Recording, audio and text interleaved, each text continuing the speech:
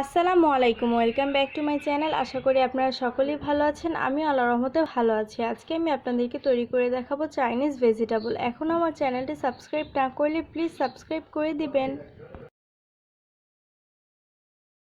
Chinese vegetable তৈরি করতে আমার ফার্স্টেই লাগছে গাজরগুলোকে আমি এরকম করে কেটে নিয়েছি।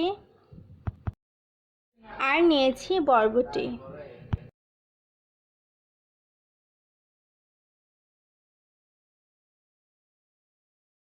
নিয়েছি বাঁধাকপি।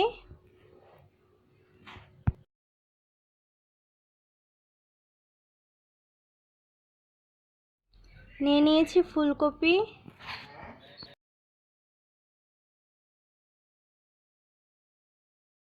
আর নিয়েছি পেঁপেগুলোকে একদম পাতলা করে কাটতে হবে।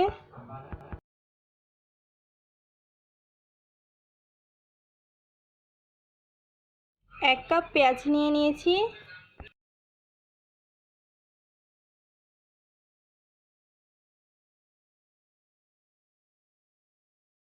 লাগছে মাংসগুলোকে লম্বা লম্বা করে কাটতে হবে।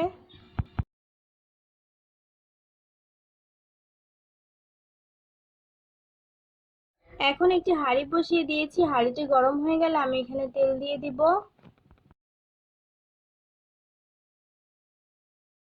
তেল দেওয়া হয়ে গেলে আমি এখানে পেঁয়াজ দিয়ে দিব। 3 থেকে 4টা কাঁচামরিচ। পেঁয়াজ দেওয়া হয়ে গেলে আমি এখন এখানে আদা রসুন বাটা দিয়ে দিব। দিয়ে ভালোভাবে পেঁয়াজের সাথে নেড়ে মিশিয়ে নিব।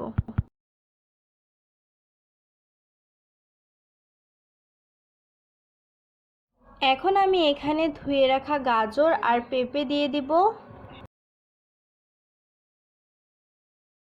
দিয়ে দেওয়া হয়ে গেলে পেঁপে আর গাজরটাকে নেড়ে নিব। এখন আমি এখানে দিয়ে দিব স্বাদ মতো লবণ। দিয়ে দিয়েছি ফুলকপি। এখন সব সবজিগুলোকে মিশিয়ে নিব।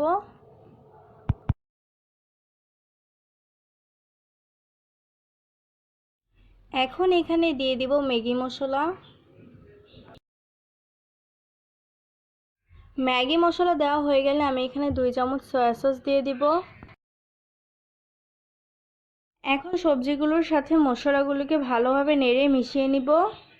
এখন আমি এখানে দিয়ে দিব বরবটি, দিয়ে দিব বাঁধাকপি। আবারও ভালোভাবে সবজিগুলোকে মিশিয়ে নিব।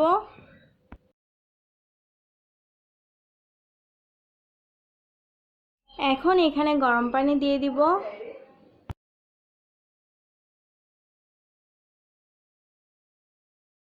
সবজিটা ফুটে আসা পর্যন্ত অপেক্ষা করব।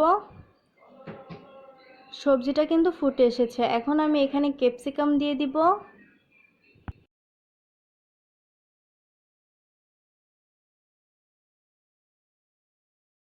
এখন এখানে দিয়ে দিব মাংসগুলোকে আমি সয়া সস, অরিগ্যানো আর লবণ দিয়ে ভেজে রেখেছিলাম।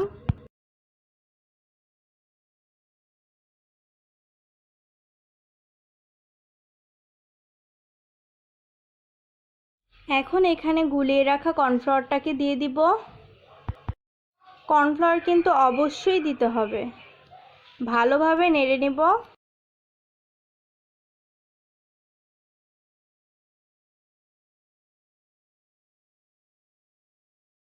আমার চাইনিজ ভেজিটেবল কিন্তু তৈরি হয়ে গিয়েছে। আমি এখন উপরে কালো গোলমরিচের গুঁড়ো দিয়ে দিব।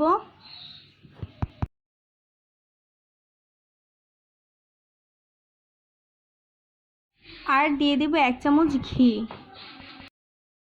আমার চাইনিজ ভেজিটেবল কিন্তু তৈরি হয়ে গিয়েছে। আমি পরিবেশন করে দেখাচ্ছি।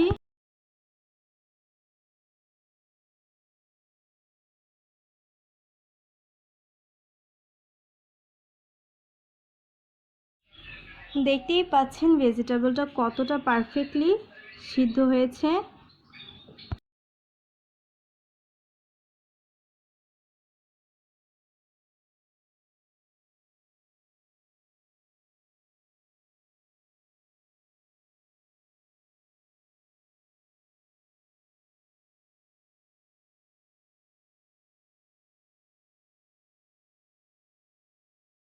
দেখতেই পাচ্ছেন আমার চাইনিজ ভেজিটেবলটা কিন্তু তৈরি হয়ে গেছে। আশা করি আমার ভিডিওটি আপনাদের কাছে ভালো লাগবে। ভালো লাগলে অবশ্যই like, share, comment and subscribe করে আমার পাশে থাকবেন। থ্যাংক ইউ অ্যান্ড আসসালামু আলাইকুম।